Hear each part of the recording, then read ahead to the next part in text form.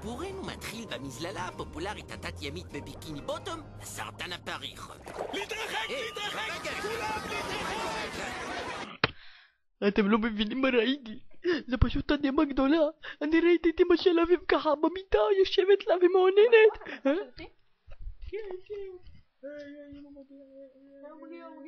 מה קורה גברי? אתה לא מבין מה ראיתי. אני ראיתי משהו שלא ראיתי אף פעם. מה אני ראיתי? אני ראיתי את אמא של אביב ערומה עם כוס כזה מגולח. היא ברמת והורידה. שב בשקט אמרתי. שב. אני אזיין אותך, יש לי בעסקה. ירד הרבה דם. לא. מה קורה גברי? הנה הסמים שלך. אני לא הזמנתי סמים באמא שלי. תזמנת. אני לא. תזמנת אני אומר. אני לא. די. אתה תתחיל תזמן את הסמים, אתה תשן את הסמים, אני אזיין אותך. רק רציתי חומוס מסעיד באמא שלי. זה סמים מסעיד. אותו הדבר כמו החומוס. מה, באמת? כן, אותו הדבר כמו החומוס, רק בתוך המבורגר.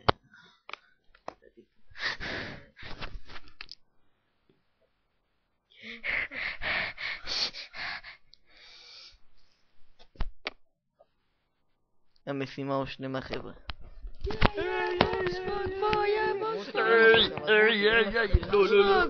סוגר